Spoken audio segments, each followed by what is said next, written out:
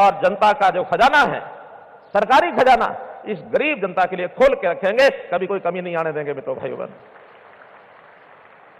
आज का यह दिन कई प्रकार से विशेष है।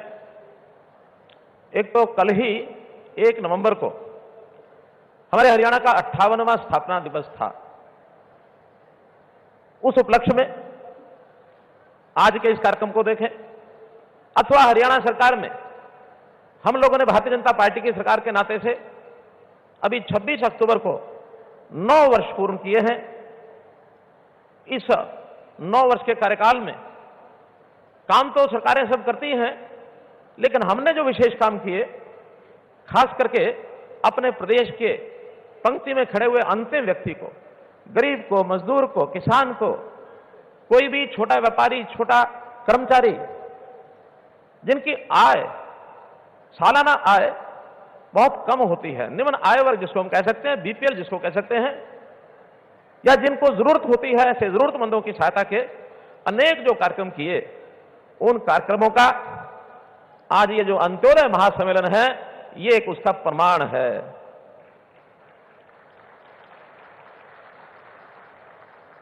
आज हमारे बुलावे पर इस महासम्मेलन में आदरणीय गृह मंत्री जी ने हमें समय दिया, आप पधारे। मैं आपका हरियाणा की 2 करोड़ 80 लाख लोगों की ओर से स्वागत करता हूं, आपका अभिनंदन करता हूं। हम अपने गृह मंत्री श्री अमित शाह जी के बारे में बहुत जानते हैं, चाहे वो पार्टी के प्रदेश अध्यक्ष के नाते, राष्ट्रीय अध्यक्ष के नाते, उन्होंने देश भर में पार्टी का जो ताना बाना बुना और दुनिया की सबसे बड़ी पार्टी, सबसे मजबूत पार्टी, अनुशासित पार्टी, इसका गौरव प्राप्त हुआ।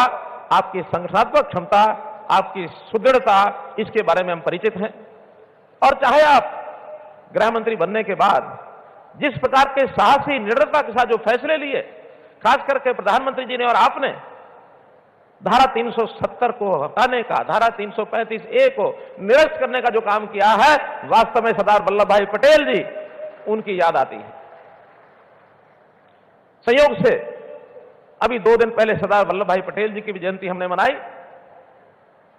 राष्ट्रीय एकता दिवस के रूप में एकता के लिए देश भर दौड़े हुई और उनको हमने याद किया कि देश की 562 रियासतों को एक सूत्र में पिरो करके देश की एकता, अखंडता को जो बनाने का काम उन्होंने किया। और जो थोड़ा सा काम बच गया था, जिन कारणों से बचा था, उन कारणों में मैं नहीं जाना चाहता, लेकिन जम्मू कश्मीर का एक विषय शेष बचा था, उस बचे हुए काम को आप लोगों ने पूरा किया। मैं बहुत बहुत इस बात की सराहना करता हूं, आप लोगों का अभिनंदन करता हूं।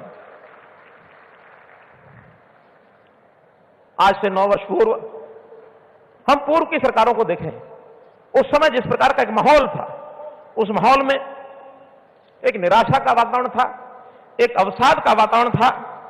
भाई भतीजा के नाते गिने चुने लोगों को लाभ मिलता था, बिचौलिए काम करते थे, जाति और वर्ग इस नाते से बोलबाला रहता था। लेकिन आज हम लोगों ने वो सारी चीजें पलटी हैं। देखा जाए तो आज भी वो बाज नहीं आ रहे उन बातों से। जातिगत पॉलिटिक्स आज भी करते हैं। अभी हमने देखा होगा उप मुख्यमंत्रियों का शोषा सब पार्टियों ने छोड़ रखा है। हम आएंगे, इतने उप मुख्यमंत्री बनाएंगे, इस जाति में से बनाएंगे, हम आएंगे, इस जाति में से बनाएंगे। भाई बहनों, जातियों का खेल इस देश की जो एक बहुत बड़ी आस्था हमारी लोकतंत्र में है, उस लोकतंत्री आस्था को बिगाड़ा है। बिगड़ी व्यवस्था को ठीक करने के लिए देश के प्रधानमंत्री जी ने भी आह्वान किया है, हम भी उसी पर चलते हैं कि वो अपने हिसाब से जातियों पर चलते होंगे, लेकिन जातियों पर हम भी चलेंगे। उनकी जातियां परंपरागत रूप से जैसे लोग बंधे रहते हैं, वोट बैंक के नाते उपयोग करते हैं, वो करते हैं, लेकिन हमने समाज को एक सूत्र में बांधते हुए और अगर थोड़ा अंतर किया है तो 2 जातियों में किया है, एक अमीर जाति है, एक गरीब जाति है। हम इस गरीब जाति की कठिनाइयां, समस्याएं, इनकी जरूरतें, इनको पूरा करने के लिए सरकार क्या कर सकती है, हमारी प्राथमिकता है। भाइयों बहनों, हमने आते ही योजनाएं बनाई थी, टेक्नोलॉजी का सहारा लिया, आईटी का सहारा लिया, ई गवर्नेंस के नाते से हमने लोगों की समस्याओं को आखिरी आदमी तक पहुंच करके हमने पकड़ा। हमने कभी बिचौलियों के सहारे आपके साथ संबंध नहीं बनाया। हमने कभी नहीं कहा कि दौड़ दौड़ कर छोटी बड़ी समस्या को लेकर के आप चंडीगढ़ के चक्कर काटो या दफ्तरों के चक्कर काटो। हमने उन दस्तावेजों से, उन दरखास्त से, उन दफ्तरों से दर की दरकिनार करने का जो आप लोग काम करते थे उससे निजात दिलाई है भाइयों बहनों। सब चीजें सरकार आपके पास पहुंचेगी, प्रोएक्टिव होकर के हमने सब काम किए हैं। इसलिए इस काम के नाते से जो हमने सारे काम किए उसके लिए निश्चित रूप से मैं कहूंगा कि हरियाणा का समाज, हमने इसका एक स्वाभिमान जगाने का काम किया कि हम सब हरियाणवी हैं हमारी जातियां जहां काम आती हैं वहां करेंगे, लेकिन प्रदेश के नाते, देश के नाते हम जो कि प्रदेश सरकार चलाते हैं तो प्रदेश के साथ सबको जोड़ने के लिए हमने कहा हरियाणा एक, हरियाणवी एक। 9 साल पहले कहा था, 9 साल पहले कहा था, आज उसको साकार कर रहे हैं। हमने इतना बड़ा ये जो महासम्मेलन का आयोजन किया है केवल उसी बात का दर्शन कराने के लिए कि अंतिम का उदय, गरीब का उदय। कभी कभी हमको लोग कहते हैं आपने शब्द जो है बड़ा कठिन चुना है, अंत्योदय। हम लोगों से पूछते हैं आपको ये सुविधा मिल रही है? मिल रही है। पेंशन टाइम से मिल रही है? मिल रही है। राशन कार्ड बन गया? मिल गया। आयुष्मान का लाभ मिल रहा है? मिल रहा है। किसी को मुआवजा मिला कि नहीं मिला? मिला। जितनी योजनाएं सबका लाभ मिला। और ये अंत्योदय तो है कि अंत्योदय ही पता नहीं हमको क्या है। भाइयों बहनों, इसको सरल शब्दों में समझना हो तो ये गरीब का उदय, अंत्योदय माने गरीब उदय। गरीबों को कैसे आगे बढ़ाया जाए। कांग्रेस ने हमेशा नारे दिए, गरीबी हटाओ, कभी 4 सूत्री कार्यक्रम, कभी 20 सूत्री कार्यक्रम। मैं कहूंगा इन गरीबों के साथ 420 करते रहे, वो 4 सूत्री 20 सूत्री 420 का खेल खेलते रहे, लेकिन अब उनके भौरे में, चक्र में नहीं आएंगे, जनता नहीं आएगी, ऐसा मेरा विश्वास है। हम पूछेंगे आपने हमारे शासन से पहले 10 साल में क्या किया था, या जो अन्य पार्टियां भी जब अभी सत्ता में रही होंगी क्या करते थे। जनता को लूटते भी थे और साथ में कूटते भी थे। लूटने और कूटने का काम वो करते थे। भाइयों बहनों, हम बड़े प्रेम से, सहानुभूति से एक दूसरे के साथ श्रद्धा बनी रहे। और मैं अगली बात कहूंगा, मैं हरियाणा की 2 करोड़ 80 लाख लोगों को अपना परिवार मानता हूं। परिवार के नाते हम काम करते हैं मित्रों, भाइयों बहनों, ये मेरा परिवार है। और जब परिवार मान लिया जाता है तो फिर हर किसी की चिंता करना, चाहे उसमें केंद्र सरकार की योजनाएं हो और चाहे हरियाणा सरकार की योजनाएं हो, उन सब योजनाओं को हम एक प्रकार से श्रेय चढ़ाने के लिए आगे काम करते हैं।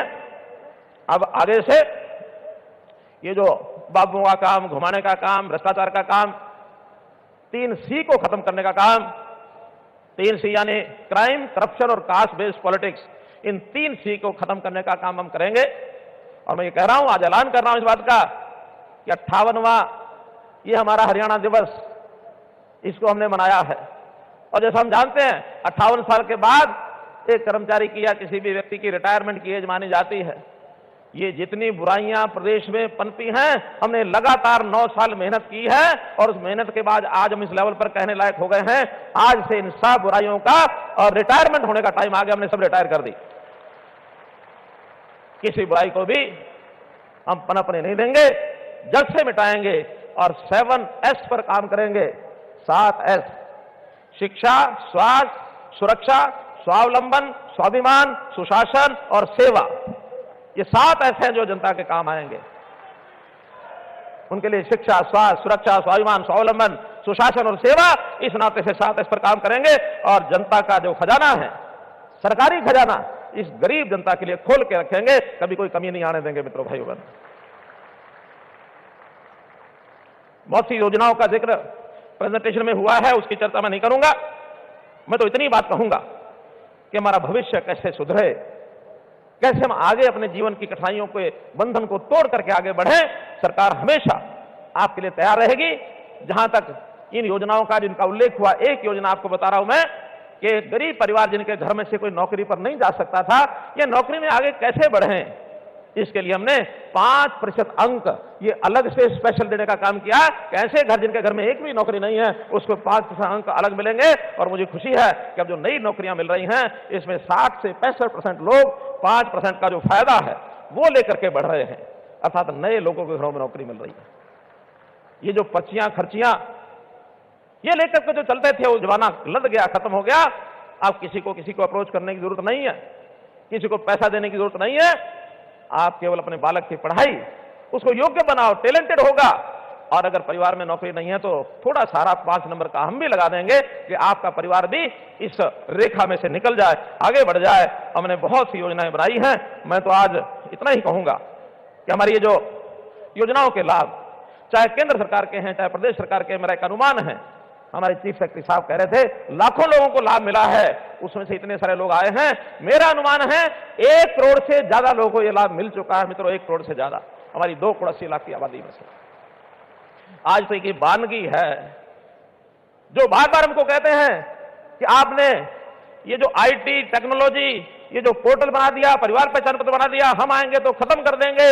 मैं उनको शुभकामना देता हूं कि इस वाक्य को बोलते रहें कि हम आएंगे तो पोर्टल खत्म कर देंगे, हम आएंगे तो परिवार पहचान पत्र खत्म कर देंगे। जितना ज्यादा बोलेंगे उतना जनता को इस बात का पता है कि हमको जो योजनाएं सेवाएं लाभ मिल रहे हैं ये केवल इस पोर्टल से मिल रहे हैं, केवल इस परिवार पहचान पत्र से मिल रहे हैं। बोलते रहेंगे तो अपने आप दुनिया पोर्टल और परिवार पहचान पत्र क्या खत्म करेंगे, लोग उनको खत्म कर देंगे जो ऐसा बोल रहे हैं। भाई बहनों, विकास की बात सामान्यतः सब सरकारों के लिए की जाती है।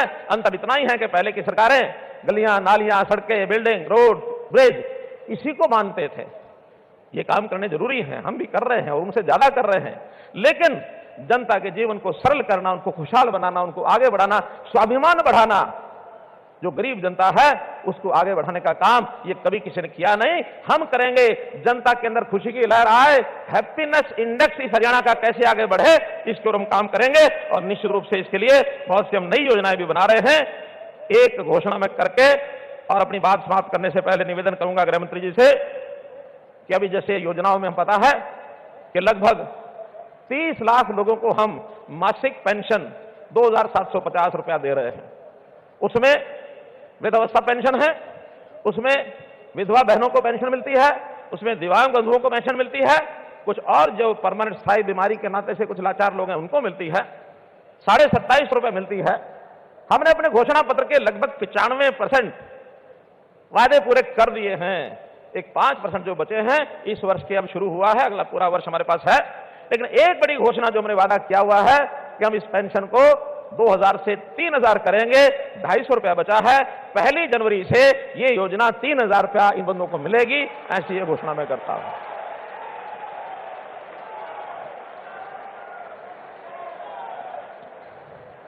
बंधुओं, अंतिम जो बात मुझे कहनी है वो ये कि आज हम करनाल की धरती पर बैठे हैं। करनाल दानवीर कर्ण जी के नाम से और जाना जाता है। दानवीर कर्ण के बारे में हम जानते होंगे कि वो एक सामान्य परिवार में जन्म लिया हुआ बालक, बल्कि एक जिनको हे दृष्टि से देखा जाता है, इस प्रकार के उनके जन्म की कहानी। यानी वो व्यक्ति इस प्रकार के परिवार में जन्म लेने के पर, मां की गर्भ से जन्म लेने के बाद बड़े होकर के कितनी कल्याणकारी योजनाओं के साथ उनको जाना जाता है। ऐसा नहीं कि सारी योजनाएं, सारे ऐसा परोपकार का काम कोई बहुत बड़े बड़े धनाढ्य लोग करते हैं, बड़ी कुर्सियों पर बैठे हैं वो कर सकते हैं, बहुत ज्यादा ऊपर पढ़े लिखे लोग कर सकते हैं। सामान्य व्यक्ति भी सेवा के काम में आगे उतर सकता है और हमारे लिए प्रेरणा स्रोत दानवीर कर्ण है। दानवीर कर्ण के साथ हम अगर उनकी प्रेरणा लेकर के कोई भी समाज का काम, परोपकार का काम करना चाहें, सामान्य व्यक्ति भी कर सकता है। दानवीर कर्ण के बारे में लिखा है कि जग में जो भी